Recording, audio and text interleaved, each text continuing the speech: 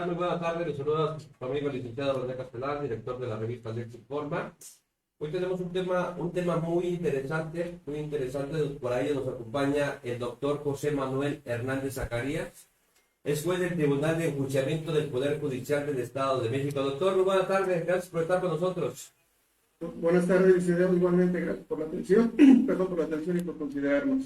También nos acompaña el doctor Neftalí Alfonso Ortiz Lucio. Es cirujano plástico certificado, especialista en liposcultura y reconstrucción de mama posterior al cáncer. El doctor trabaja un poquito de sus semblanzas en el consultorio Plinio 142, Colonia Morales, Polanco, Alcaldía Miguel Hidalgo. Está también en el Hospital Intermédica, consultorio tercer piso, Boulevard Luis Donaldo Colosio, Pachuca, Soto Hidalgo. Es médico adscrito a la Unidad Médica de Alta Especialidad, doctor Antonio Fraga Moriel, Centro Médico Nacional de la Raza, desde 2013 a la fecha. Y además es director de la Clínica de Corta Estancia, Excelencia Estética Quirúrgica, desde el 2012. Doctor, gracias por estar con nosotros. Bienvenido. Muchas gracias por la invitación. Espero que podamos dirimir algunos puntos o quitar algunas dudas sobre la cirugía plástica y pues bueno, aquí estamos para servirles. Doctor Neftalí, hay diferentes tipos de cirugía, que es lo que es la estética y reconstructiva. Iniciemos. ¿Cuál es la diferencia, doctor? Bueno, en sí, la cirugía plástica, estética y reconstructiva ha tomado varios segmentos de la cirugía. Estos han tenido varios avances, principalmente en cuestiones de reconstrucción a nivel en las guerras mundiales. Es cuando se ha presentado el avance de esta especialidad. Y poco a poco ha ido ganando terreno también la parte estética, en la cual, pues en la actualidad, todos los pacientes están buscando mejorar algún aspecto no solo reconstructivo, sino también una parte estética. Y entonces este auge que ha tenido en los últimos años ha permitido que la cirugía plástica vaya creciendo, ¿no? Por los estereotipos de belleza que se van dando a nivel de los medios de comunicación, por las modas, por los artistas. Entonces, toda esta parte es la que engloba la cirugía estética, ¿no? Y la cirugía plástica y reconstructiva es la parte donde pacientes, por ejemplo, con cáncer, con lesiones por quemaduras, problemas de mano, problemas de tumores que les han quitado gran parte del cuerpo por estas cirugías, pues entra la parte reconstructiva donde el cirujano pues tiene que tener unas habilidades muy específicas para poderlas realizar. Un paciente que, ¿cómo debe de prepararse? ¿Cómo debe estar un paciente para poder decir si es apto para una cirugía plástica o reconstructiva? Ok, tenemos que entender primero la parte a la que vamos a atender. La parte generalmente reconstructiva viene englobada desde traumatismos agudos o consecuencias de estos traumatismos o de estos problemas. Entonces, cuando es una cirugía de urgencia, pues bueno, el paciente se tienen que tomar valoraciones inmediatas como laboratorios, radiografías, electrocardiogramas, tomografías, y de ahí ver la evolución y ver primero qué se requiere, ¿no? Primero estamos siempre por salvar la vida, después salvar la función del órgano, y al último viene la parte estética. Esta parte en la urgencia, pues bueno, nosotros como cirujanos plásticos tenemos que esperar hasta que se estabilice un paciente y que se ataque primero la parte de la vida, ¿no? En la parte estética es un procedimiento más tranquilo, en el cual generalmente nuestros pacientes llegan a la consulta, llegan referidos, muchos de ellos por conocidos, por familiares. Actualmente también los medios de comunicación han permitido que estos pacientes lleguen a nuestros consultorios y creamos ahí un vínculo médico-paciente en el cual el paciente debe de estar siempre buscando que nuestros médicos sean certificados, que tengan vigencia de sus cursos, ¿sí? Y todo esto nos va a permitir que, por ejemplo, que el médico y el paciente tengan una certeza para poder crear el contrato médico-paciente que posteriormente derivará en una cirugía. El médico, ¿cómo? Yo paciente quiero saber si el médico cirujano plástico tiene la preparación para poder ejercer esa materia en cirugía plástica. Yo paciente, cómo debo de investigar? Ok, para tener en cuenta que el médico especialista en cirugía plástica, estética y reconstructiva debe de haber primero terminado una carrera de medicina. Posteriormente, tiene que entrar a un concurso en un examen nacional de residencias en el cual más o menos el 10% de los aspirantes son los que entran a la especialidad de cirugía general y posteriormente se hace otra selección en el cual el médico entra a la especialidad de cirugía plástica. Igual viene a ser más o menos un 5 a 8% de estos especialistas que aplican para la segunda especialidad que son los elegidos. Una vez que se termina esta especialidad, que son 6 años quirúrgicos, ¿sí? Donde el médico se está preparando todos los días durante estos 7 años, porque tiene cursos, tiene exámenes, tiene contacto con toda la cantidad de pacientes diarios que se operan, que se ven, que llegan a los centros hospitalarios, porque esta especialidad se hace nada más a nivel institucional. No hay medios privados que realicen esta especialidad. En México no hay medios privados, solo medios públicos, hospitales públicos, instituciones públicas donde se realiza. Una vez que acreditó todas estas materias y cursos avalados por la Universidad Autónoma Nacional de México principalmente, y en algunos casos, por ejemplo, en Guadalajara, en Monterrey, en Coahuila, en Chihuahua, las universidades autónomas generalmente de esos estados son las que dan el aval universitario. Después de esto se tiene que hacer un examen nacional por el medio del Consejo Mexicano de Cirugía Plástica, Estética y Reconstructiva, en el cual se hace un aval de que el médico tiene una capacidad para realizar cirugías, que tiene el conocimiento suficiente para poder ejercer esto y se le otorga un diploma de certificación que tiene una duración de 5 años. Cada 5 años el médico tiene que volver a recertificarse y esto ya se puede hacer por medio de otros instrumentos en los cuales se avala que va a cursos, que realiza artículos, que realiza investigación, que realiza práctica privada, tanto en medios públicos como en medios privados, lleva consulta y atención de estos pacientes. Esto nos permite que el médico esté en constante actualización y que obviamente pues, pueda ofrecerle a los pacientes una mejor posibilidad de que siempre le vaya mejor, ¿no? ¿Por qué? Porque también tenemos que entender que los pacientes no siempre evolucionan de manera satisfactoria.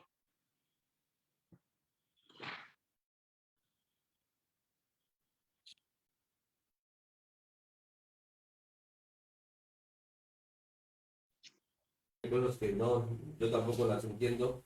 Por eso yo quiero preguntarle si a ustedes los médicos les dan alguna capacitación respecto a los aspectos legales que regulen su actividad profesional. Pues la verdad es que como tal no hay una materia dentro de la especialidad que diga, vamos a hablar del aspecto médico legal. Desafortunadamente, el médico se ha enfocado más hacia la parte científica, a tratar padecimientos y muchas veces hemos dejado la parte jurídica y la parte, por ejemplo, también administrativa, que son temas que no se dominan al 100% dentro de las escuelas. Ajá.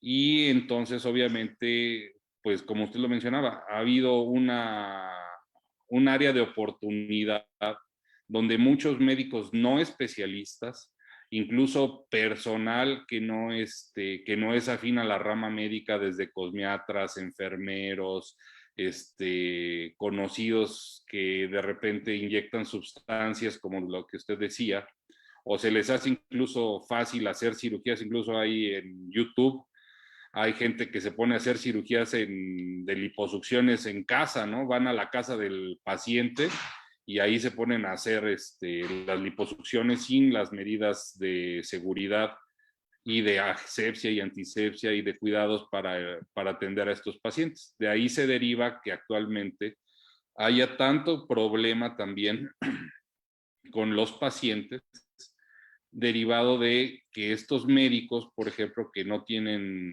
la preparación adecuada, o estas personas que también que no son médicos, que también realizan estos procedimientos sin tener conocimientos y estudios, ¿sí? Derivan en problemas donde lo más fácil a veces puede ser alguna secuela, una cicatriz, alguna irregularidad, algún problema que puede ser pasajero, pero hemos sabido de casos más graves donde, por ejemplo, pues quedan con mutilaciones, como el caso más conocido fue el de Alejandra Guzmán, donde ella le inyectaron sustancias que se llaman biopolímeros, que no son compatibles con el cuerpo, ¿sí? Que le produjeron necrosis de la piel y de algunos músculos y de algunos otros tejidos, que posteriormente, obviamente esto lo hizo un médico no certificado, no cirujano plástico, ¿sí? Y terminó siendo atendida por varios especialistas en cirugía plástica y reconstructiva que le fueron ayudando para mejorar esta parte.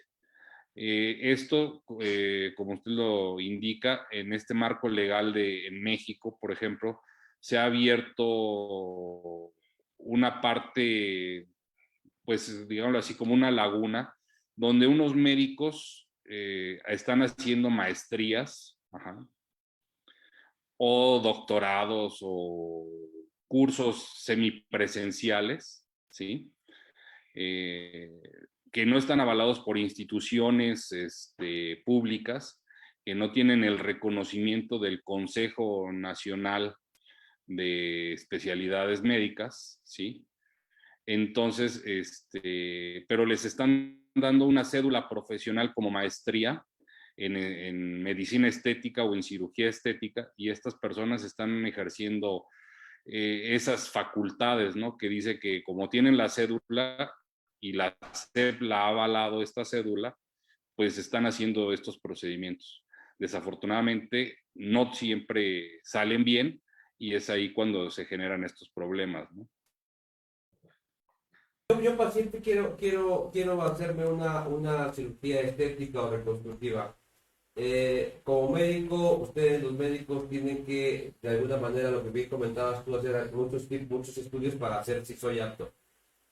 ¿Qué consecuencias tiene una cirugía? ¿Qué puede pasar? Vamos a hablar de una liposucción que es muy sonada, la liposucción. ¿Qué consecuencias puede haber, sea joven, sea ya persona adulta? ¿Hay algunas consecuencias que puede pasar si no hay un buen programa de estudios?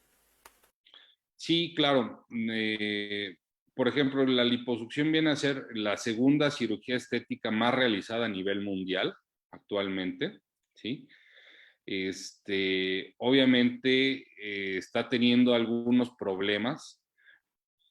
Hay varias situaciones en las cuales tenemos que estudiar a nuestros pacientes. Tenemos que ver sus laboratorios, que se encuentren dentro de lo normal, que tenga buena hemoglobina, las células que se llaman leucocitos, que son células de las defensas, se encuentran también en condiciones normales, plaquetas, la glucosa, la creatinina, pruebas de función hepática, tiempos de coagulación, todo esto nos lleva a que si el paciente está dentro de los parámetros normales, puede ser candidato a una cirugía.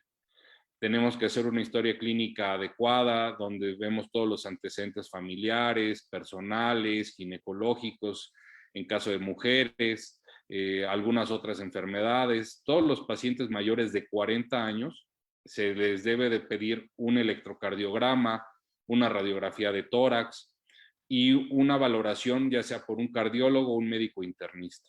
Si nuestro paciente no tiene ninguna otra enfermedad, como puede ser diabetes, hipertensión, problemas de tiroides o alguna otra problema, porque también hay problemas psiquiátricos que nuestros pacientes tenemos que detectarlos y tenemos que evaluarlos, y en estos casos tenemos que pedir una valoración por los médicos especialistas que nos permitan decirnos si está en condiciones para realizar esta cirugía.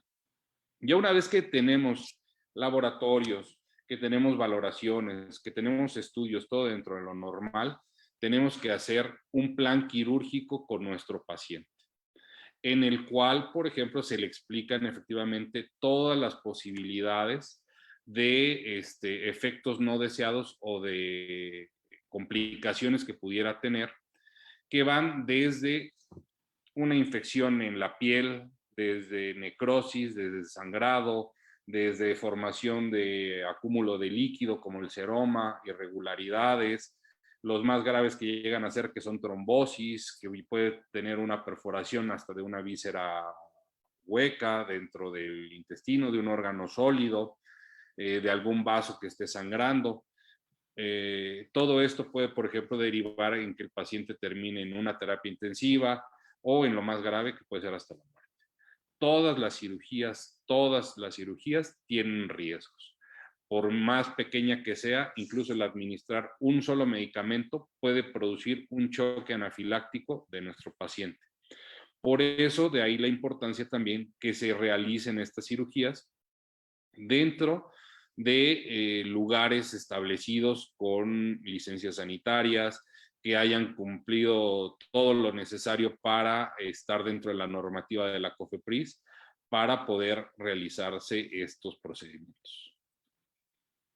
Y así, De muchos riesgos, doctor. Perdón, adelante, adelante. sí, Leo, y así evitar o disminuir los riesgos de los pacientes de que si se llegase a complicar, pues que se tenga todo lo necesario para poder atender al paciente. Hacer una clínica donde haya todos los instrumentos que utilizan los médicos. Así es. Así es. Recomienda a la juventud, doctor, a las personas que quieren hacerse una liposucción o cualquier tipo de cirugía estética o reconstructiva, ¿qué les recomienda, doctor? Aquí lo primero es que siempre acudan con cirujanos plásticos certificados. Esto pueden buscar a su médico con el que los han recomendado, al que ustedes han visto, al que ustedes han conocido, al que escucharon o vieron por redes sociales o internet. Pues que primero lo busquen en la página del Consejo Mexicano de Cirugía Plástica Estética Reconstructiva. Ahí van a poder localizarlo, ver si está certificado, si está recertificado. Esto no significa que, por ejemplo, que nos podamos tener algún problema, pero sí nos va a dar mayor certeza de que nuestro médico está actualizado y que es una persona competente para poder realizar estas cirugías. Segundo, pues siempre busquen aclarar todas las dudas con su médico, ¿sí? Hablen bien de todos estos aspectos médicos que pudieran tener consecuencias. De ahí algo también muy importante es el consentimiento informado, que en un momento yo creo que vamos a platicar de él, en el cual podemos ir viendo, por ejemplo, que se le explica bien al paciente, que se le dan alternativas, por ejemplo, no quirúrgicas, y que el paciente al final de cuentas va a tomar la decisión de poder operarse con este médico.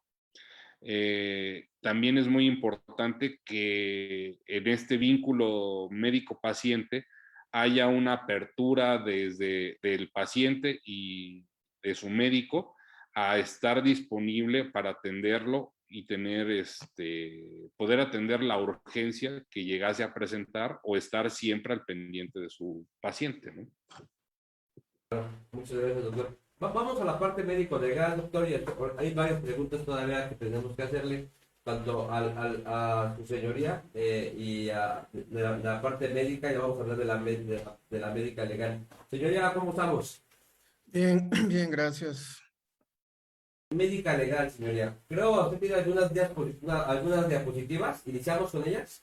Sí, por favor, si me pudieran apoyar. Sí. Ok. Bueno, ¿ya se visualiza?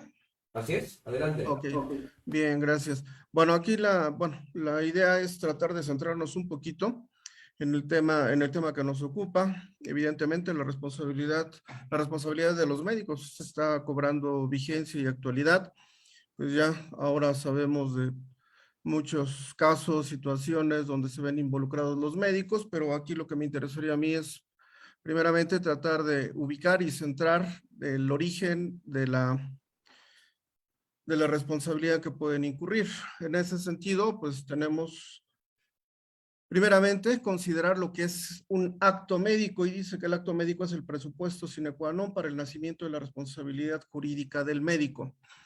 Y se considera a toda clase de tratamiento médico, a la intervención quirúrgica o exámenes con fines de diagnóstico, de investigación profiláctica, terapéutica o de rehabilitación llevados a cabo por un médico general o un especialista de alguna rama.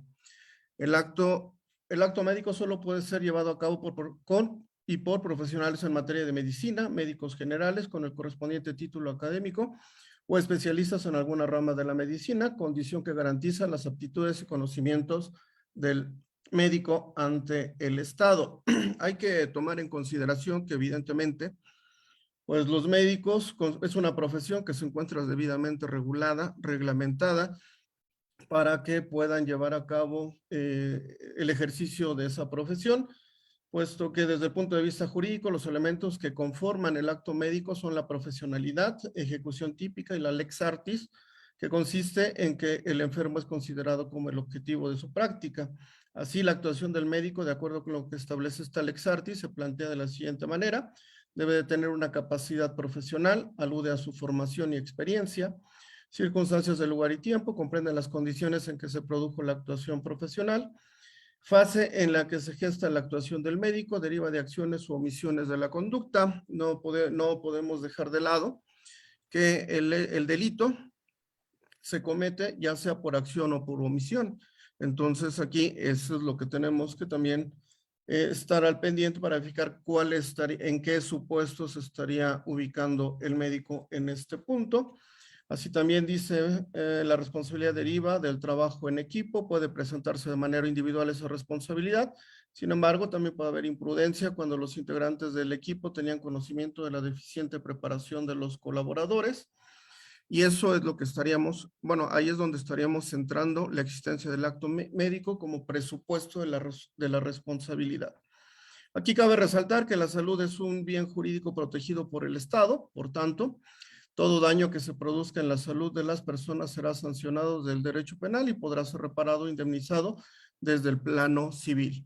Luego, entonces, al constituir un bien jurídico y toda vez que el derecho penal de lo que se ocupa es de salvaguardar y tutelar bienes jurídicos, pues la salud es uno de ellos, pues, como lo podemos ver regulado en el Código Penal. Ahí podemos atender a lo que dispone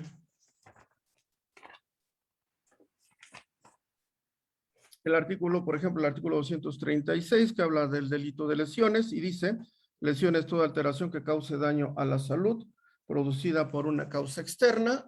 Entonces, pues ese bien jurídico salud sí está tutelado y salvaguardado por el Código Penal. Luego dice: la protección de la salud es un derecho que tiene que ser velado por las instituciones del ramo y todo su personal con el objetivo de brindar una atención médica de manera profesional y éticamente responsable, en condiciones de respeto y dignidad, por lo que si en su actuación omitieran hacer esto, serían sujetos de una responsabilidad jurídica.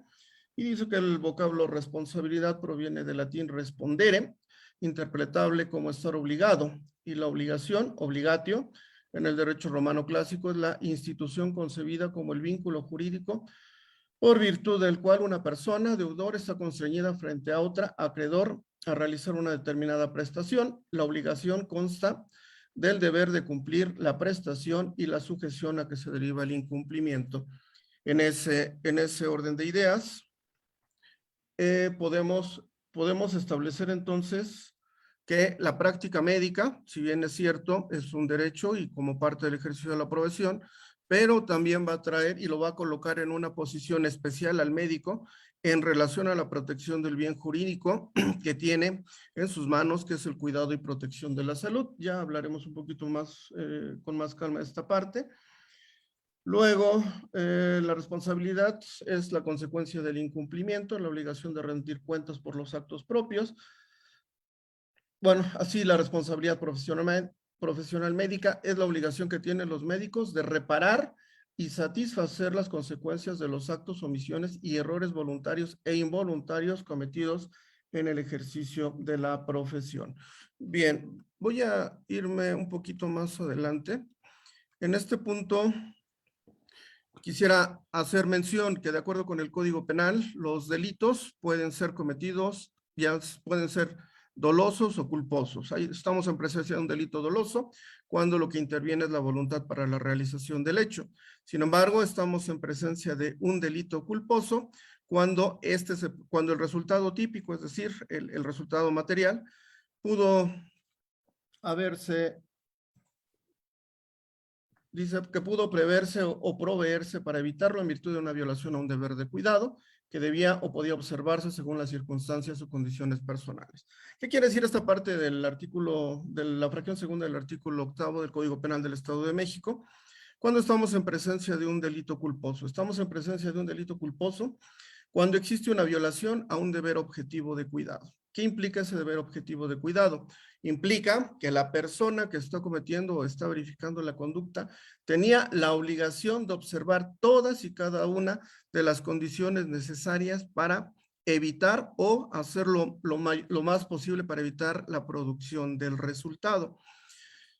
Porque ese resultado podía ser previsto y en su caso podía proveer. ¿Qué quiere decir? Que debió anticiparse a su comisión, estableciéndose como posible la posibilidad de ocasionar un daño y por tanto debió de prever o proveer, es decir, hacer algo para disminuir en lo posible la comisión de ese resultado.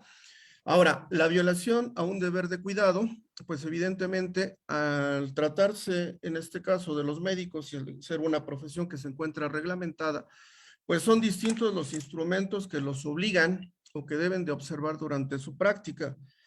En ese sentido, pues me comentaban, existen diversos manuales, existen manuales de procedimientos para pacientes graves o críticos, existe un manual de procedimientos hospitalarios, existe una norma oficial mexicana respecto de la integración del expediente clínico y en todos esos encontramos también leyes, protocolos, manuales en los que se establece la manera y forma en que deben de actuar los médicos durante su práctica, por lo que al ser una profesión reglamentada y regulada, pues sí podemos determinar cuál es el camino o cuál es el proceder correcto que debían de seguir cada uno de los médicos y en su caso, conforme a esas normas, esos protocolos, determinar si en algún momento incurrieron en alguna falla, error, impericia, negligencia.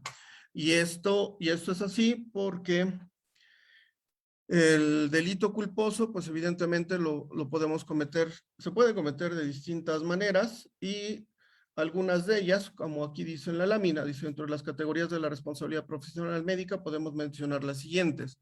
Dentro de ellas está la impericia, que es la ignorancia inexcusable, es la falta de habilidades o conocimientos técnicos básicos e indispensables que se deben de poseer obligatoriamente en determinada arte o profesión. Existe cuando en determinada situación el médico no actúa como lo haría cualquiera de sus colegas o la mayoría de los mismos, en igualdad de condiciones, con los conocimientos, habilidades y cuidados exigidos. Entonces, si el médico no tiene el conocimiento, como estaba refiriendo precisamente el doctor, si es un médico que no está certificado, que no tiene la capacitación necesaria, pues evidentemente en algún punto pudiera ser muy posible que cometiera un acto por impericia o bien por imprudencia.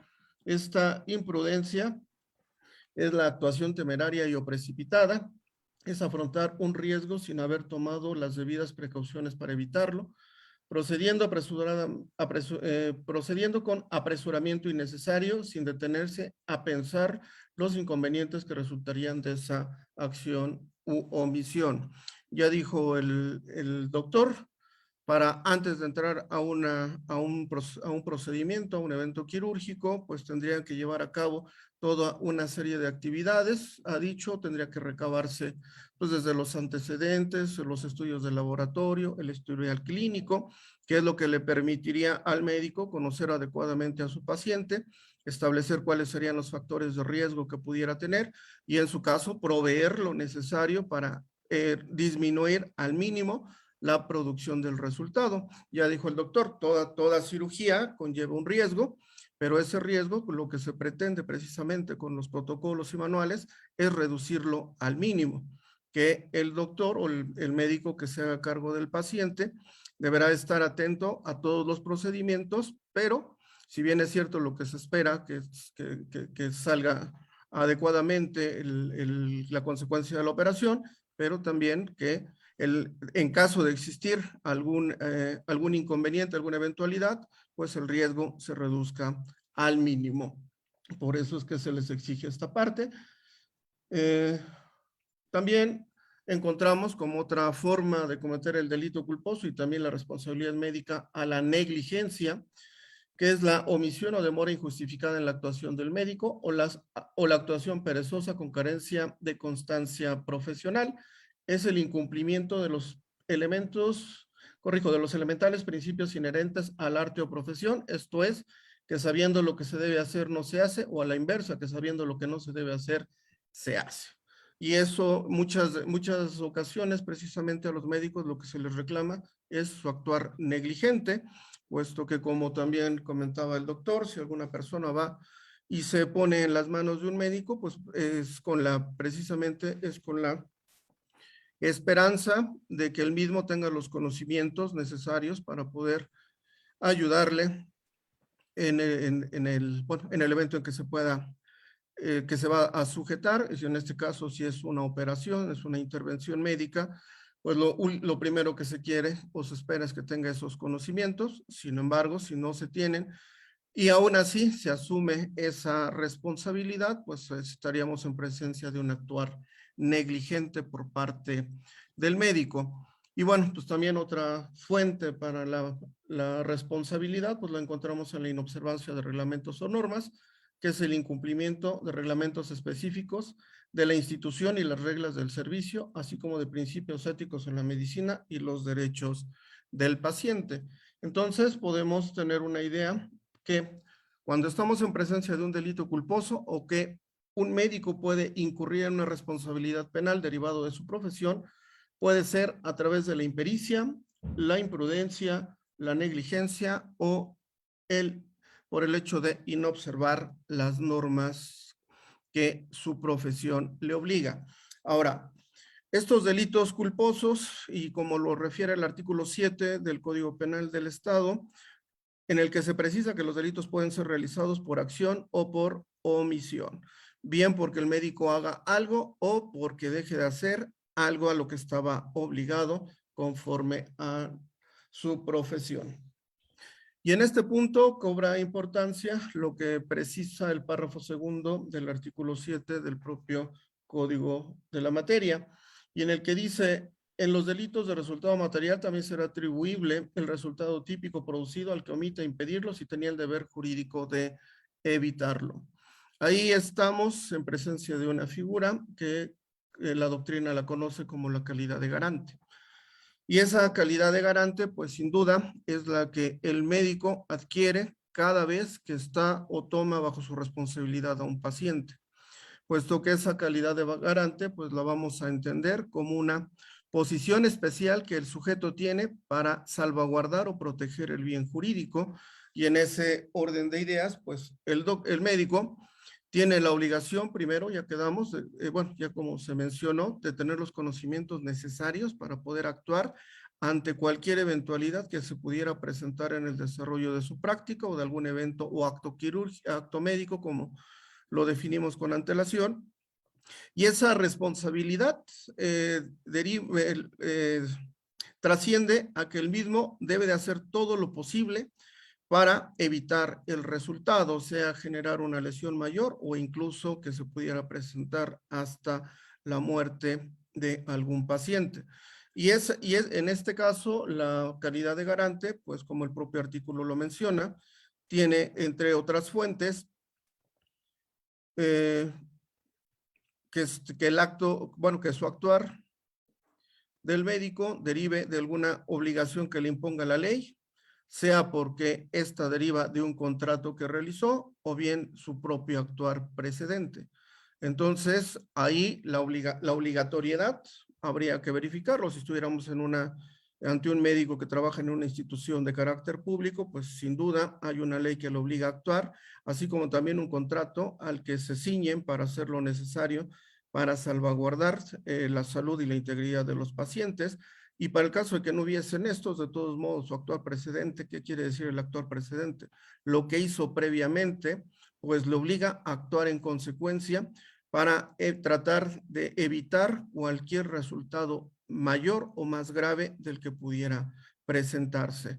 Y entonces, pues la responsabilidad médica, pues estaríamos viendo que ahí se encuentra, ahí está la fuente.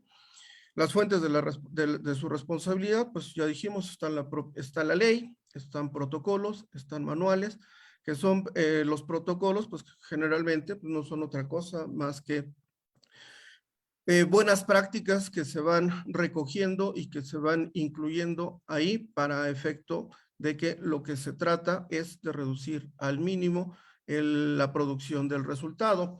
Y esa es la parte, bueno, esa es la parte de donde del origen de los delitos culposos. Hay actividades, hay profesiones que son riesgosas en sí mismas y que pueden producir diversos resultados graves. Lo que se trata no es que ya no se van a producir los resultados, sino que el Estado tiene la obligación de establecer una normatividad por la cual se establezcan procedimientos mediante los cuales lo que se pretende es reducir al mínimo la producción de esos resultados o que el resultado sea lo menos lesivo posible. Y entonces ahí es donde el médico sí tiene una responsabilidad directa. Desafortunadamente a veces parece ser que no lo entienden, y con el hecho de que dejen de atender al paciente o que el paciente pueda salir del hospital o del cuidado que él mismo le da, ya estarían con ello relevando esa responsabilidad. Ya advertimos aquí que la ley y su actuar precedente pues lo vinculan a lo bueno o a lo malo que haya hecho y aquella violación que realiza el deber de cuidado, es decir, cuando no observa las reglamentaciones que están establecidas para su actuar, pues entonces sí se le estaría generando esa responsabilidad, sí le puede ser atribuible, reclamable, y se le puede generar responsabilidad desde un ámbito administrativo, se le puede generar responsabilidad desde un ámbito civil y se le puede generar responsabilidad desde un ámbito penal. Bien, licenciado, no sé si quedaría más o menos clara la exposición del origen y de la naturaleza de esta responsabilidad médica.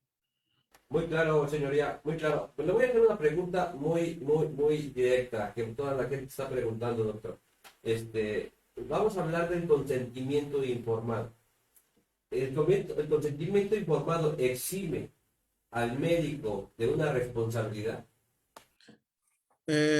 No lo exime, porque el consentimiento informado no es más que el consentimiento informado es una obligación por parte del médico y es un derecho que tiene el paciente. ¿Obligación de qué? Obligación de hacerle saber cuál es el tratamiento, cuáles son las implicaciones, cuáles son las consecuencias, cuáles son las posibilidades o incluso si existiera algún otro tipo de alternativa al que pudiera llegarse. Esto como obligación del médico para informar adecuadamente al paciente, hacerlo consciente de su situación y precisamente esa información lo que debe de repercutir en que el paciente realice tome la mejor opción que estime. Luego, por tanto, ese es el derecho que él tiene, que una vez sabedor y estando consciente de los alcances y consecuencias del procedimiento, pues él pueda decidir por cuál procedimiento, incluso qué médico es el que pudiera atenderle, para con ello buscar o esperar el mejor de los resultados. Sin duda, ello no exime al médico, el que le haya dicho cuáles serán las posibilidades o los riesgos, pues no es más que la obligación de informarle, pero no es una situación que lo releve de responsabilidad. ¿Por qué? Porque al final del día el médico ahí lo que hace únicamente es informar al paciente y si se generara algún tipo de eventualidad en el procedimiento o en el acto médico, pues lo que se tiene que vigilar es si el médico observó todas y cada uno de los procedimientos o reglas que estarían fijados para el mismo. Son cuestiones completamente distintas, nada tiene que ver la una con la otra y por tanto, a mi parecer, no habría posibilidad que se viera relevado de responsabilidad alegando la circunstancia del consentimiento informado. Comparto lo mismo, señoría. La siguiente pregunta, señoría. Hablemos del alta voluntaria. Yo he escuchado mucho de que yo ya me quiero ir aquí en este hospital, no me quiero que me tratan bien los médicos o no me siento bien atendido. Entonces los médicos hablan de una alta voluntaria. ¿Qué responsabilidad tiene el médico a dar una alta voluntaria? Responsabilidad como tal yo no advertiría, porque finalmente el alta voluntaria la estaría solicitando el paciente. Y evidentemente con el alta voluntaria, pues el médico únicamente lo que hace, pues es decir, en las condiciones que te encuentras, te procedes a retirar, en el entendido que lo que estaría buscando sería una alternativa mejor para tratamiento o una institución, una instancia que le pudiera asegurar o garantizar un tratamiento más adecuado y con ello evitar que se le generara un resultado mayor. Sin embargo, yo creo que aquí el aspecto es si el médico considera que una vez estableciéndose la alta voluntaria, también ya quedaría relevado de responsabilidad. Y en ese punto, pues tampoco podríamos considerarlo así por una cuestión muy sencilla, porque finalmente el paciente ya tuvo todo un procedimiento, un mecanismo, hasta el momento en que se le extiende el alta voluntaria, y lo bien o lo mal tratado que haya estado médicamente, pues eso no lo va a relevar a la institución a la que llegue o donde continúe su tratamiento. Incluso, pues seguramente al hospital o a la clínica, a la institución en la que se ha ingresado, pues van a destacar cuáles fueron las deficiencias, las negligencias en que incurrieron previamente.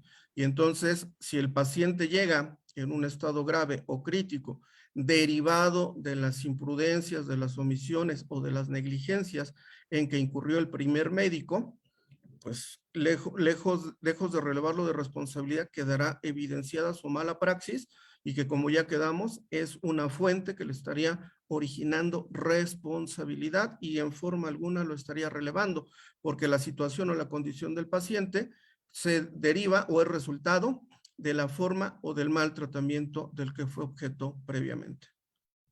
Doctor Gertali, ¿cómo llenan, o cuáles son los requisitos para un consentimiento informado?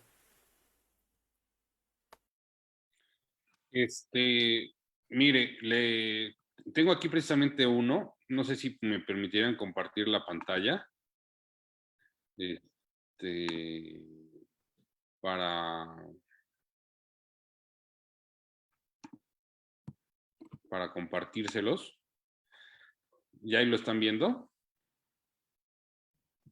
Ok, entonces dice, por ejemplo, pues es un documento que contiene 6 hojas. Por ejemplo, nosotros evitamos en este consentimiento dejar partes en blanco para que no se malinterprete ninguna situación. En esta parte viene donde va el nombre completo del doctor. Ajá. Por ejemplo, este es de una liposucción que puede ser de manera tradicional, asistida por ultrasonido, que es el Baser, por potencia, que microaire, que son técnicas diferentes que se realizan para realizar esta liposucción y con esta tecnología. Y pues bueno, aquí incluso nosotros le hemos señalado porque por favor ponga su nombre en cada página, iniciando así que ha leído cada página y que firme el consentimiento para la cirugía propuesta por su cirujano. Esto todo es de acuerdo a la norma oficial mexicana 04 SSA 3 del 2012, en su artículo 4, su artículo 4.2, que debe ser asignado y firmado por el paciente o su representante legal. Aquí damos una información general de lo que es la técnica de liposucción, los tratamientos alternativos, como mencionaba el doctor, que pueden realizarse, y empiezan aquí donde vienen todos los riesgos de la cirugía. Nosotros ponemos desde una selección de paciente, la anestesia quirúrgica, que se puede presentar sangrado, choque, inflamación o decoloración de la piel, infección, cicatrización dehiscente, curación retardada, irregularidades, bueno, todos estos parámetros que pueden presentarse. Actualmente agregamos también una parte con respecto a las complicaciones pulmonares actualmente por el COVID, pues que son son nuevas y pues que hasta el momento no hay una cura como tal. Buscamos hacer, como dice, todo esto por parte de un protocolo en el cual que solicitamos una radiografía de tórax, un estudio que se llama PCR de exudado nasofaríngeo y monoglobulina. Una vez que se cumple con todo esto, pues nuestro paciente es candidato. Todas estas son igual, por ejemplo, algunos efectos a largo plazo. Se le indica al paciente porque también tenemos que entender que hay pacientes que tienen hábitos o costumbres con respecto a su salud. Y, por ejemplo, nosotros indicamos que debe de dejar de fumar, por ejemplo, antes de una cirugía, y a veces los pacientes pues no hacen caso omiso de esto, o en el posoperatorio también. Se les explica cuáles son los problemas que puede tener por esto. Hasta incluso se pueden tener relaciones después de la cirugía, que se les explica que pueden tener también cirugía adicional, y pues bueno, de ahí vienen responsabilidades económicas, y pues bueno, todo esto ponemos con mucha atención, que el paciente lea adecuadamente toda esta información y que esté enterado. Y ya, bueno, aquí se le termina poniendo qué doctor, qué áreas se van a tratar, qué diagnóstico se tiene del paciente. En cada hoja, como aquí vemos en la parte de hasta abajo, nosotros ponemos nombre, apellido y su firma del paciente, el día, mes y año en que se realiza esto. Y en la parte final tiene que haber 2 testigos, ¿sí? Del paciente o del médico también, donde se cumple con todo esto. Esto es lo que nosotros buscamos, primero que nada, que el paciente esté enterado. Como usted lo dice, sin dejar a duda de que el paciente haya leído o haya entendido todas las posibilidades de complicaciones de esta cirugía. Como bien lo dicen, no nos exime de responsabilidades, pero nosotros con este documento pues hacemos constar que se le explicó y que se le dijo al paciente todo esto. Obviamente hablaban de otras situaciones de omisiones, de abandono de paciente, el cual, por ejemplo, pues eso es lo importante, que el médico esté preparado para poder tener, si se sale del protocolo normal, tener otras medidas de actuar otras intervenciones de otros médicos o de otras situaciones. Por eso la importancia de que los hospitales, clínicas, tengan la opción de poderlos atender. En las clínicas, por ejemplo, de corta estancia, donde el paciente, por ejemplo, no se cuenta con un banco de sangre, no se cuenta con una terapia intensiva, por ejemplo, generalmente deben de tener como requisito un convenio con un hospital de mayor jerarquía donde el paciente pueda ser referido. Y esto no significa, por ejemplo, que se abandone como tal al paciente, simplemente se va a seguir el tratamiento en otra institución. Mencionaban también algo de la alta voluntaria. Efectivamente, aquí el paciente puede tomar la decisión en cualquier momento del cambio de tratamiento con su médico y es su derecho de cambiar de médico en el momento que él decida.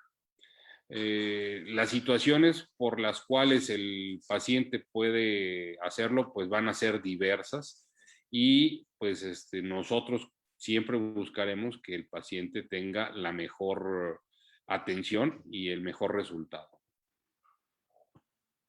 De nuestros seguidores, doctor, hay una pregunta para la señoría. Dice... Salud.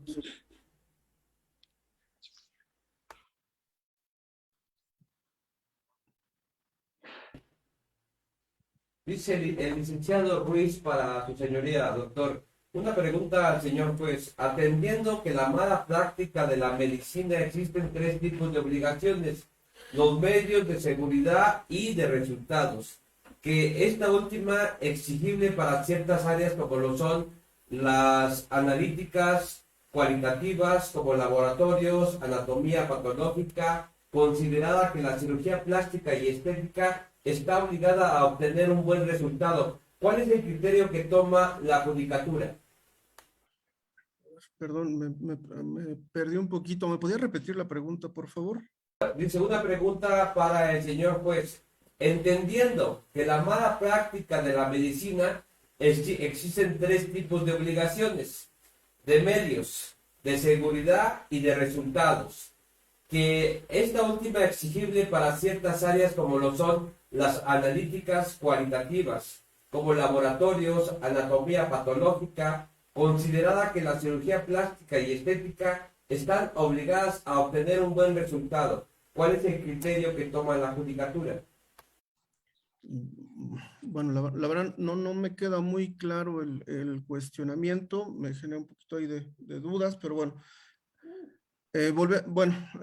Retomando la situación de que estaríamos, bueno, si estamos en presencia de un delito culposo, ya ahorita el doctor nos acaba de explicar más ampliamente esta parte del consentimiento informado, y ahí precisamente en ese consentimiento informado pues va la expectativa de lo que se estaría esperando en relación al procedimiento al que se sometería.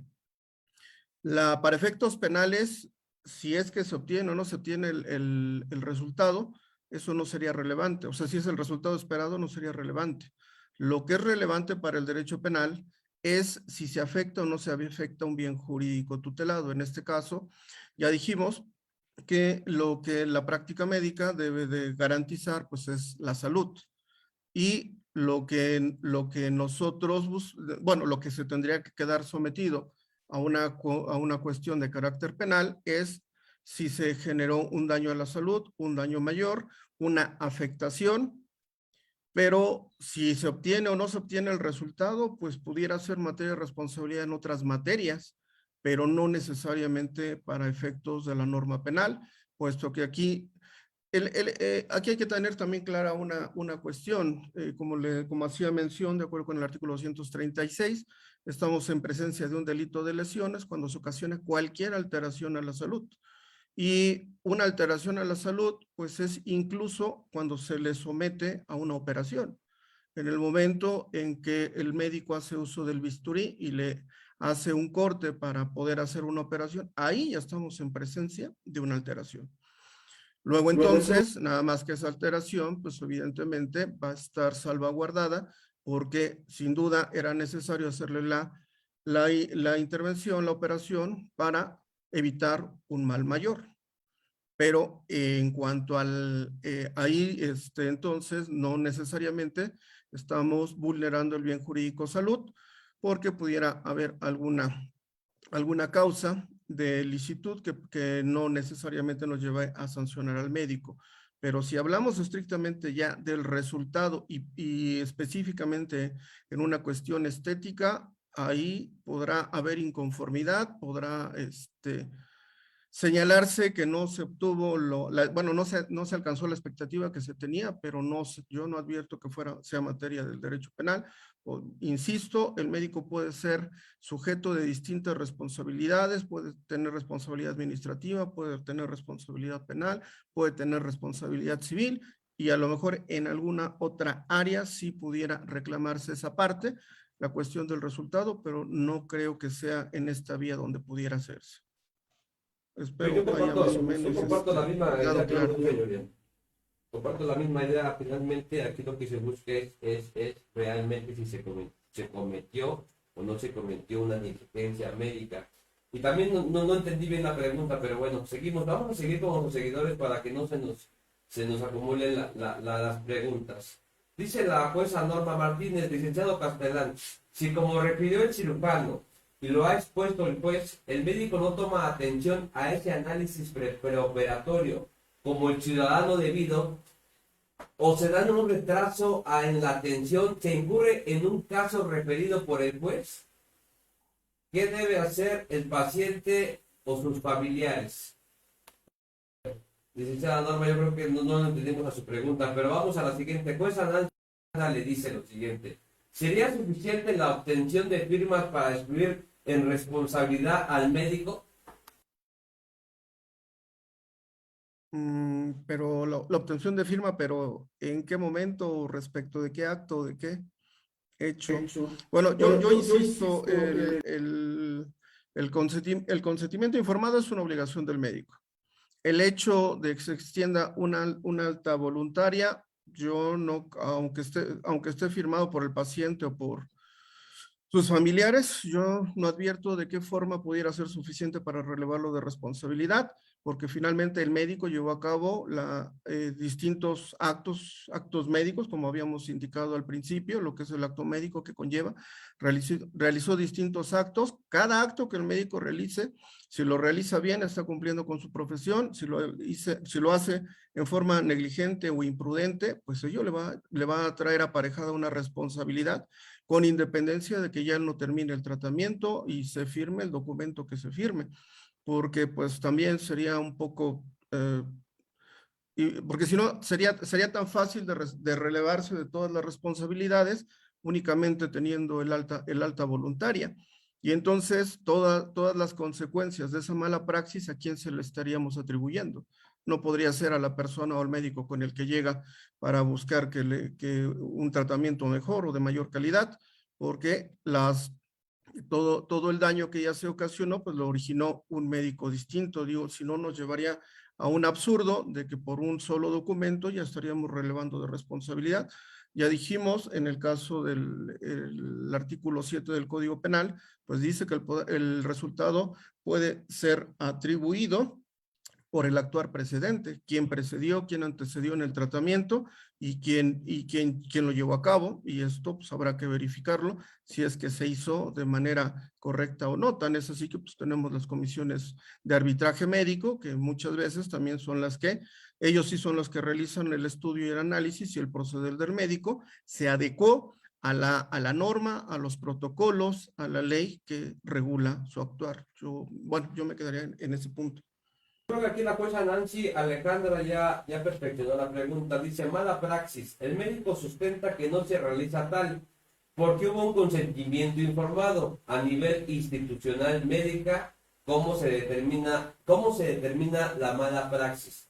O sea, el médico sustenta que no se realiza tal porque hubo un consentimiento informado. Yo me baso mucho en ese consentimiento informado, señoría, porque sí creo yo que muchas veces se confunden tantos médicos y pacientes, que no te exime de una responsabilidad, de una negligencia médica. Estamos hablando de una negligencia médica. que ya desde acuerdo ya fue investigada, ya intervinieron los peritos. Claro, si hay una mala práctica, yo concuerdo mucho contigo que el consentimiento informado no es tan importante. Además, bien lo dices tú, señoría, es solamente para darle a saber al paciente los riesgos que puede tener. ¿Estamos de acuerdo? Sí, definitivamente. O sea, bueno, se supone, bueno, no se supone, el consentimiento informado, ¿qué conlleva? Información para el paciente. Y ya nos ilustró el doctor, en este caso, cómo estaría integrado un consentimiento informado bastante detallado, con lo cual, ¿cuál sería la implicación de ese consentimiento informado? Pues que con la información que tiene el paciente pueda decidir respecto de la mejor opción que tendría para su para su tratamiento, o lo que se tenga que someter.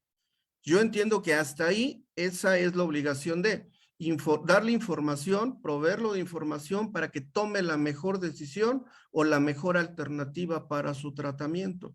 Si bien es cierto, como nos evidenció el doctor, también se le van a decir cuáles pudieran ser las implicaciones o complicaciones que se pudiera presentar y él estará sabedor de esas circunstancias.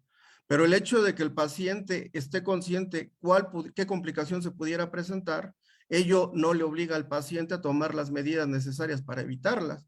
¿Por qué? Porque eso es responsabilidad del médico. Por ejemplo, hizo mención el doctor, si fuera una clínica, me pareció que mencionó, de corta estancia, que no cuenta con todos los elementos suficientes, pues no es obligación del paciente decir, oye, aquí te traigo 2, 3 litros de sangre por lo que pudiera acontecer. Es obligación del médico y por eso en el caso del delito culposo dice, se deberá de prever y proveer. Se deberá de prever, es decir, que puede suscitarse y habrá de proveerse, deberá hacerse algo para, si se presenta el supuesto, se cuenten con los elementos suficientes para poder afrontar la crisis en el que pudiera caer el paciente. Pero esa parte no le corresponde al paciente, sino al médico. Esa es obligación del médico. Por eso es que yo no veo como un consentimiento informado, que no es más allá más que información, de decirte en qué consiste las posibilidades o opciones que tengas o incluso los riesgos, pueda relevar de responsabilidad del médico cuando el médico es quien en realidad tiene la obligación, esa calidad de garante a lo que yo me refería, esa posición especial que él tiene para hacer todo lo necesario a efecto de salvaguardar el bien jurídico. ¿Cómo sería? Yo no alcanzo donde pudiera tener ese efecto de relevarlo de responsabilidad, cuando solamente ahí estamos hablando de información y toma de la mejor opción para un tratamiento. Que el médico Metalino dijo, o el doctor Metalino dijo acertadamente, si vamos a hacer una práctica médica, pues ni modo, hay prácticas que decía el doctor, que luego mucha gente las hacen en casa. Está también el médico debe ser responsable de dónde voy a atender a mi paciente, en qué lugar, donde sí existen todas las condiciones, ¿no, doctor? Sí, efectivamente, como se ha mencionado, no nos exime de responsabilidades el consentimiento informado. Nosotros tenemos que hacer un análisis detallado de todos nuestros pacientes, ¿sí? Con sus laboratorios, y valorar todos los riesgos y en dónde se puede realizar y en dónde no se debe de realizar. Aquí es algo muy importante que tenemos que tener en cuenta. Lo primero es valorar siempre que el médico tenga capacidad educativa, habilidad quirúrgica para poder realizar todas estas cirugías. Por eso ahí, actualmente estamos teniendo muchos problemas porque hay médicos no especialistas que están realizando estas cirugías y la mayoría, por ejemplo, que están saliendo en las notas sensacionalistas de esto, son por médicos no especialistas en cirugía plástica, ¿sí? Aún como le explico, nosotros como especialistas también podemos tener complicaciones, pero como se ha mencionado, tenemos que tener protocolos, estudios para poderlos evitar o incluso en caso de que se presenten, para resolverlos. esa es la parte que a nosotros nos compete como médicos especialistas certificados, es tener la mayor capacidad de conocimiento para atender a nuestros pacientes y salvaguardar, como dice, su salud y su vida. Sí, doctor, yo comparto la misma idea. Blanca comenta lo siguiente. Yo creo que es para usted, señoría. Si el consentimiento informado no exime de responsabilidad al médico, entonces no tiene ningún alcance jurídico. Efectivamente, creo el doctor, el señoría lo comentó perfectamente bien. No es que sea alcance jurídico, es simplemente que el médico y el paciente tienen la obligación, el médico al paciente, darle toda la información, inclusive las consecuencias que pueden surgir. ¿No es así, señoría? Sí, o sea, yo insisto, o sea, es una obligación, bueno, más bien es una obligación y se traduce, reitero, en un derecho para el paciente, pero no para relevar de responsabilidad, sino para darle la oportunidad de que tenga, de tomar la mejor opción, el mejor tratamiento, a lo mejor puede ser un tratamiento riesgoso, y me podría apoyar el doctor, puede ser un tratamiento riesgoso, pero que sea el más adecuado, el que pudiera presentar, no generar mayor peligro, y eso es lo que al final del día es tomar una decisión sobre la mejor opción que se le pudiera plantear. Como en todo, si pudiera tener 3, 4 posibilidades, pues el consentimiento informado yo creo que sería el punto, la base, para que opte por la mejor opción que pudiera tener o la que le pudiera ser menos gravosa o menos riesgosa. Para eso sería, dentro de una serie de posibilidades, elige la que pudiera beneficiarte más, porque solamente es esa parte, informarte en qué consiste, cuáles son los riesgos, pero tú decides cuál opción es la que a ti te conviene. Pregunta para usted, señoría. Dice, ahora que existen los cirujanos estéticos con estudios únicamente de grado de maestría, ¿cómo se considera cuando existen malos resultados, lesiones culposas o dolosas? Bien, ahí habría que acotar un poquito esa parte de qué serían malos resultados. Volvemos a lo mismo. Si le prometieron que iba a terminar con una cara de estrella de cine y no se da, pues bueno, ahí tendría que verse en qué incidió ello, pero vuelvo a lo mismo.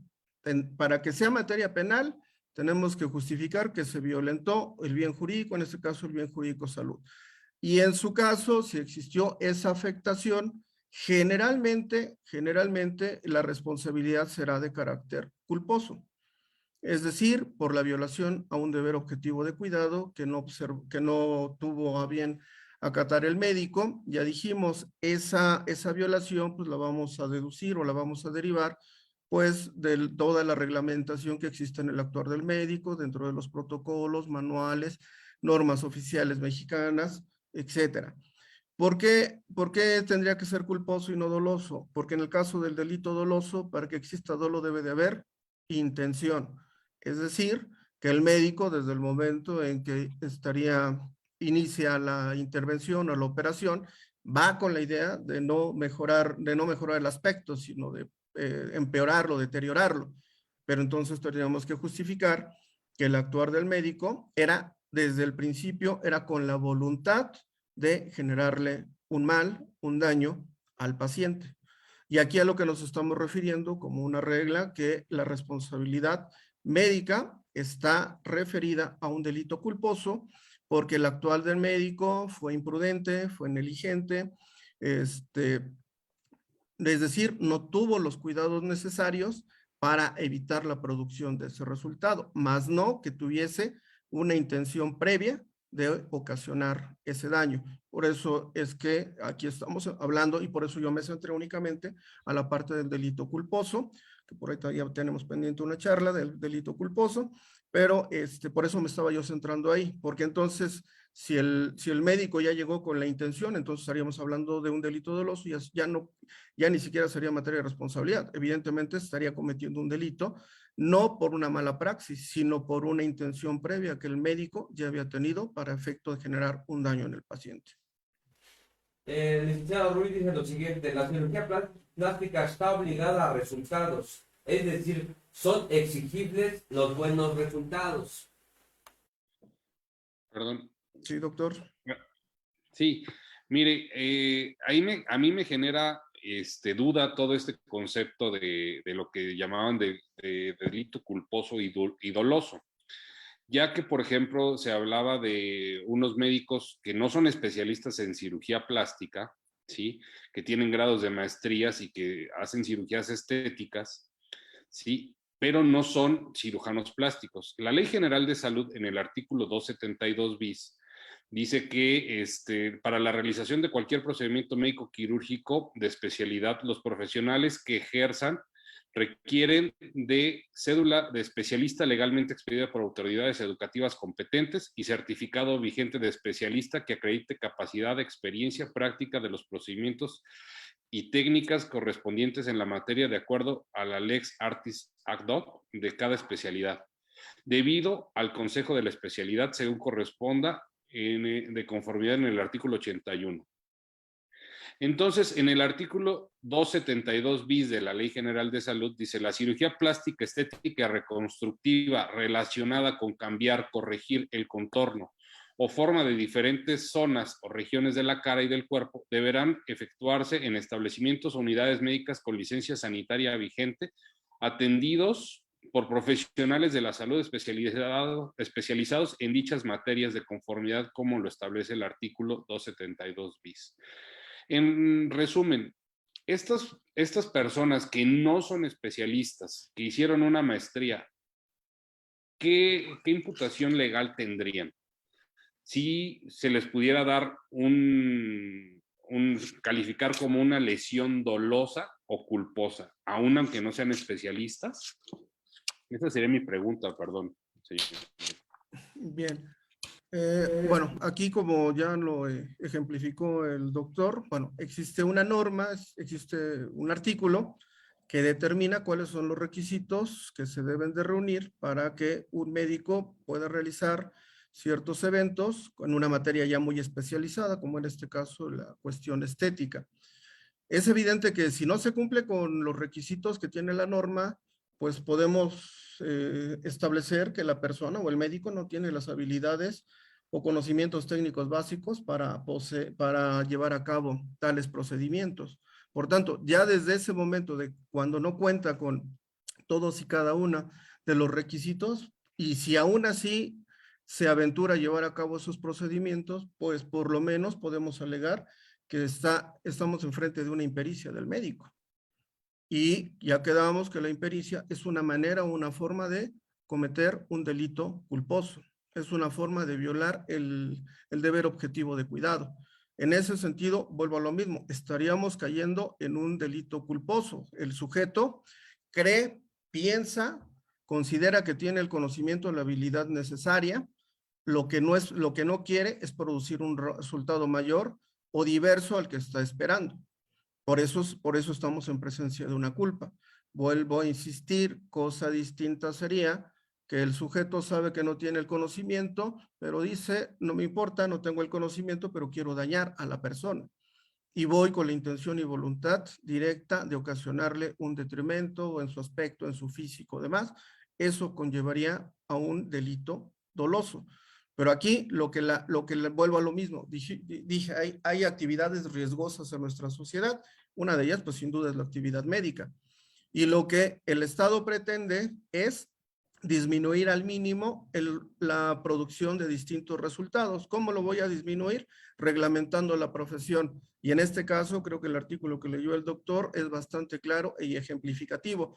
Pone distintos requisitos. ¿Por qué?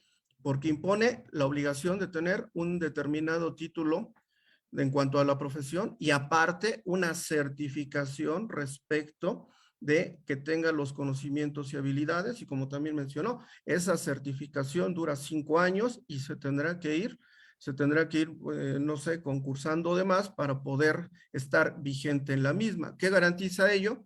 Que precisamente la persona tenga los conocimientos últimos, las técnicas más nuevas, innovadoras que pueda haber para poder llevar a cabo sus procedimientos. Pero sería, bueno, yo insisto, en la mayoría de los casos de responsabilidad estamos en presencia de delito culposo. Doctor Bertali. Sí. Pues es que esa era mi pregunta, si estas personas, como lo mencionaba la persona que hizo la pregunta previa, es que si no tenían un delito doloso sobre un culposo, y ya pues ya nos explicó que sería culposo a pesar de que no tuvieran la experiencia, ¿no? Ok, gracias, doctor. Daniel M. Ocaris pregunta, en caso de que el paciente por el paso del tiempo exista una negligencia, ¿el delito prescribe, tomando en consideración que hay personas que por desconocimiento e incluso prejuicios no denuncian? Sí, creo que le iba a dar oportunidad al doctor, pero creo que no, ¿verdad? No, la verdad es que en esa parte no sé el tiempo de prescripción, pero sí lo que sí es importante que tenemos que entender que todas estas denuncias y situaciones deben de empezar ahí. Que el paciente o sus deudos vayan y levanten su demanda ante el Ministerio Público, COFEPRIS, CONAMED, y de ahí se deriva todos los actos hacia donde debe de ir, como lo mencionaba, administrativo, civil o penal, ¿no?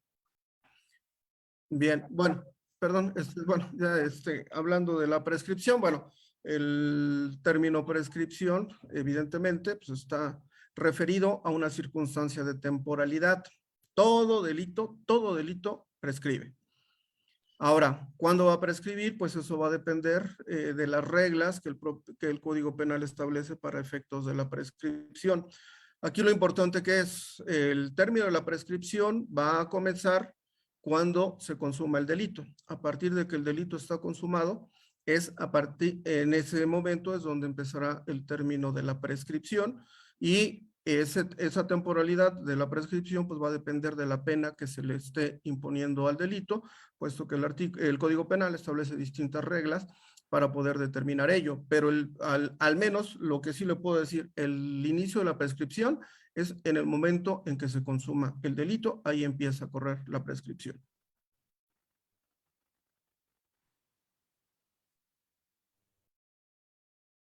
Que proviene de un acto ilícito contravertido al 272, señoría. Perdón, a ver, ¿cómo? Dice, bueno, va para el doctor Bertalí, va para los dos, dice aquí, licenciado Ruiz comenta, doctor Bertalí, yo considero el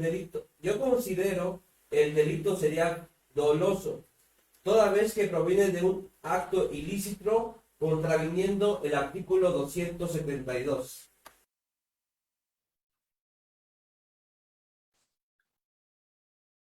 Sí, luego, pues para mí esa es mi duda, ¿no? O sea, ¿cómo se terminaría de calificar? Pero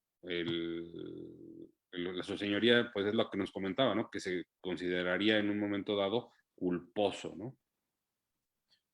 Bien, bueno, ahí no tengo muy clara el sentido de la pregunta, pero vuelvo a lo mismo. De acuerdo con el Código Penal del Estado, en el artículo 8, los delitos pueden cometerse de manera dolosa o de manera culposa.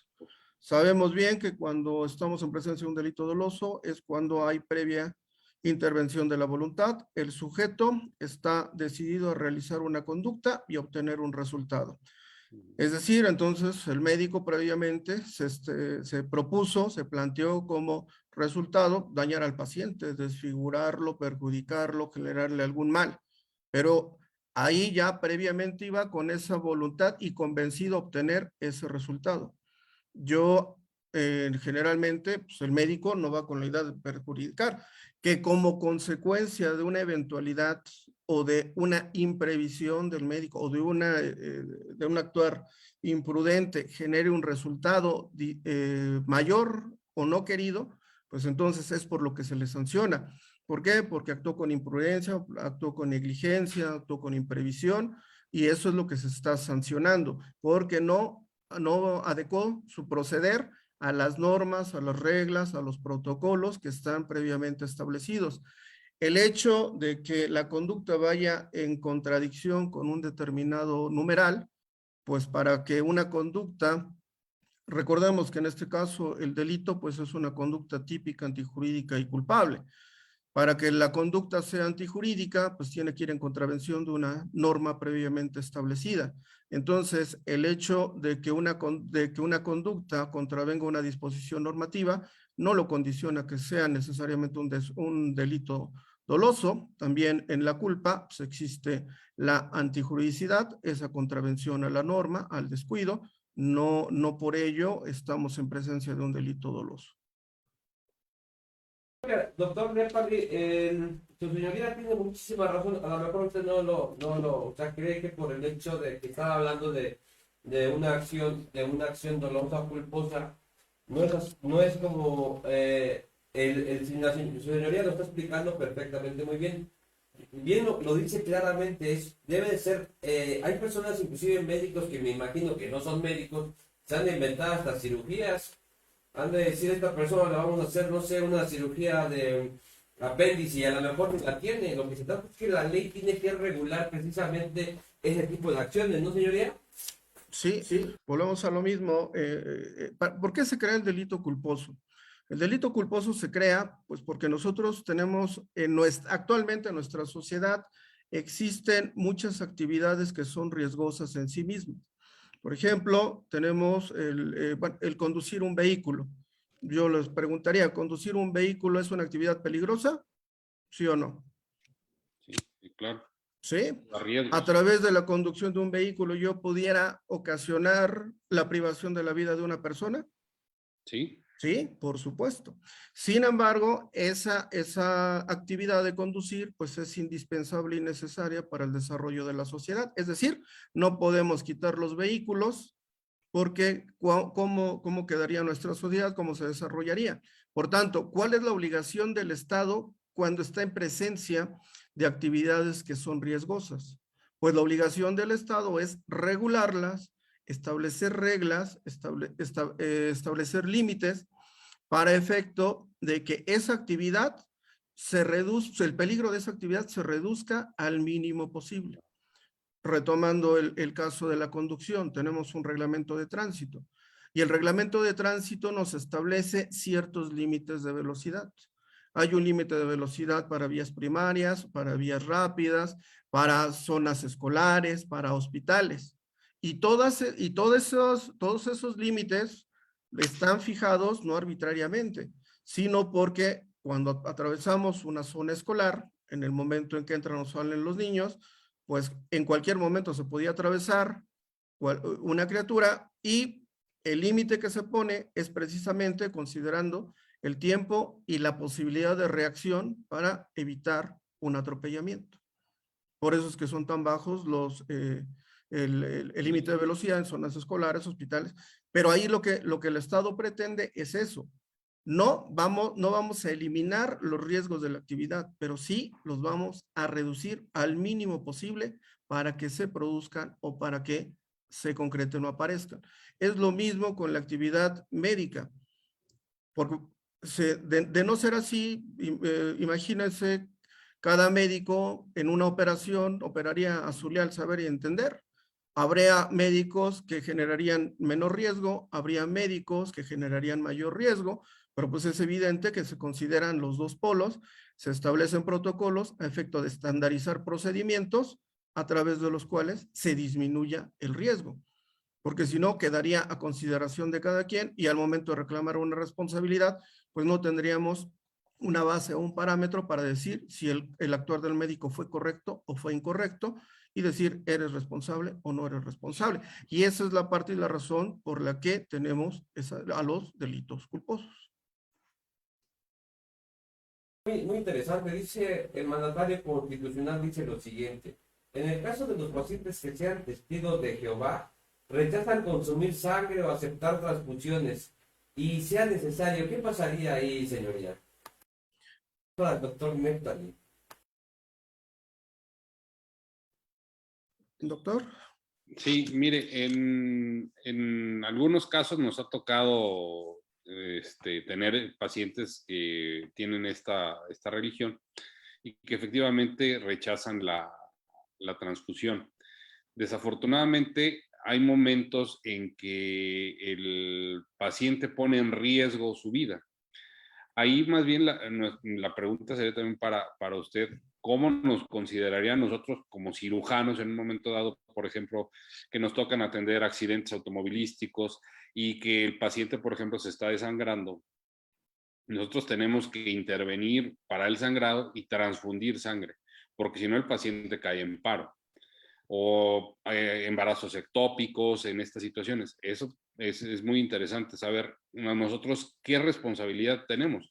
Si tenemos porque nosotros en el quirófano, como cirujanos, tomamos decisiones y mandamos, decimos, transfúndelo, 1, 2 unidades, plasma o derivados de la sangre, pero ¿en qué incurriríamos nosotros en un momento dado al hacerlo con este paciente en caso de una emergencia que pone en riesgo totalmente la vida? Bueno, es que aquí entramos en otro tipo de terrenos, en otro tipo de derechos, porque finalmente esta parte pues deriva de una cuestión religiosa, de una creencia religiosa, que evidentemente pues se tiene, bueno, el Estado también garantiza esa parte de la libertad y el derecho del culto. ¿Qué responsabilidad? Finalmente, yo creo la responsabilidad que tiene el médico pues, es salvar la vida. Y en ese momento, pues y cuando están en el quirófano, pues muy probablemente ni siquiera van a estar enterados de la circunstancia que se está haciendo valer, o sea, en donde no están de acuerdo con que se haga la transfusión sanguínea o demás. Yo creo que habría cabrían en mayor responsabilidad si no lo hacen, si no atienden al paciente, que a esta circunstancia, porque digo, evidentemente desde el punto de vista religioso para ellos no es permisible y podría generar otro tipo de conflictos, pero legalmente hablando, pues usted está cumpliendo con la obligación que es atender y salvaguardar la vida, el bien jurídico vida del paciente, y finalmente para eso está y esa es la obligación que tiene. Porque del otro lado, también caemos en el problema. Si no fuera en un evento quirúrgico, pero que fuera necesaria que le transfundieran sangre y se opusiera el paciente o la familia, ahí sí me quedaría pensando qué documento se elaboraría para poder eximir de responsabilidad al médico. Permítanme. Y es que, por ejemplo, si nos vamos al artículo 15 del Código Penal, en su fracción tercera, dice bueno, son causas permisivas, dice como, inciso A, cuando se actúe con el consentimiento del titular del bien jurídico afectado, siempre que se llenen los siguientes requisitos: que se trate de un delito perseguible por querella, que el titular del bien tenga capacidad de disponer libremente del mismo, y que el consentimiento sea expreso o tácito sin que medie algún vicio de la voluntad. En este caso, el paciente, la pregunta sería, ¿podría el bien jurídico tutelado que se pretende salvaguardar? Muy probablemente sea su vida, no su salud, sino la vida. ¿Y ese bien jurídico tutelado será disponible? Pues yo creo que no. Por tanto, no podría actuar en ese sentido. Lo digo de bote pronto y de rápido. Habría que realmente hacer un estudio más a fondo de los alcances del derecho que ellos tienen y respecto del derecho a salvaguardar su salud, y si es que pudieran desprenderse responsabilidades para el actuar del médico. El juez Juan Orlando Olvera Molina pregunta lo siguiente. El acto ilícito es una fuente de obligaciones que está vinculado al pago de la reparación del daño. Efectivamente, señoría. Adelante. El acto, sí, es una fuente de obligación, en materia civil. No recuerdo si es el acto, más bien creo que es el hecho ilícito, lo que es fuente de obligaciones, y sí, pues sí se genera. Volvemos a lo mismo, hay que entender, y ya insistí en esta parte, hay distintos tipos de responsabilidades. Hay responsabilidad civil, hay responsabilidad penal. Obviamente, en la materia penal hablamos de delitos, en la materia civil hablamos de hechos ilícitos. Y cualquier hecho que contravenga una norma genera una responsabilidad, En materia penal, evidentemente, se estaría imponiendo una sanción e incluso si se justifica una reparación del daño. Pero si no se obtiene ese pago de la reparación del daño en materia penal, bien podría alegarse en materia civil, fundamentándose en la existencia de un hecho ilícito, eso sin duda, y también daría materia, como hice mención al principio, en materia civil, pues lo que se estaría haciendo es una indemnización respecto del daño que se estaría causando. Bueno, pues todavía tenemos algunas preguntas más, pero yo creo que ya estamos en la recta final. Hay algunos saludos. Dice Ari Hernández Herrera, buenas tardes. Josefina Montero, buenas tardes. Adi Parra, saludos al doctor Neptal, excelente cirujano plástico. Daniel Ocadiz dice, muy interesante. Le envío un cordial saludo a la maestra Norma Martínez, gracias por la invitación. Guadalupe González Endón dice, buenas tardes. A Angélica, la mismo. Santiago del Potro también. Y algo más que queramos, vamos a concluir, doctor Neptal. Conclusiones. En una cirugía estética reconstructiva, ¿cuáles serían sus conclusiones, doctor? Bueno, que primero busquen siempre al médico más adecuado para ustedes, que creen un buen vínculo, que tengan que sea un médico capacitado, siempre busquen que sea un médico certificado, que se operen en lugares que tengan todo lo necesario para que les vaya muy bien, que siempre tengan una relación cordial con su médico y que puedan tener disponibilidad en él todo el tiempo. Eso es lo más importante que yo siento que debe de haber para que no debe de, como dice, romperse esta relación para que siempre podamos resolverles todas las situaciones. En caso de que se presente alguna situación, pues bueno, busquen otro médico también certificado que pueda ayudarles. Busquen, ¿cómo se llama? Pues tener esta certeza jurídica, ¿no? Que van a estar, y de salud principalmente, que van a estar bien atendidos. Desafortunadamente hay médicos o personas que no están capacitadas y pues generalmente producen daños. Eso es lo principal para evitar esto, ¿no? O sea, busquen que sea un médico certificado, que esté en lugares adecuados y pues que siempre tengan todas sus dudas se las aclare este médico para que puedan tener una mejor información y como se ha mencionado, esta información les va a llevar a tomar la mejor decisión para ustedes. Adelante, conclusiones, señoría.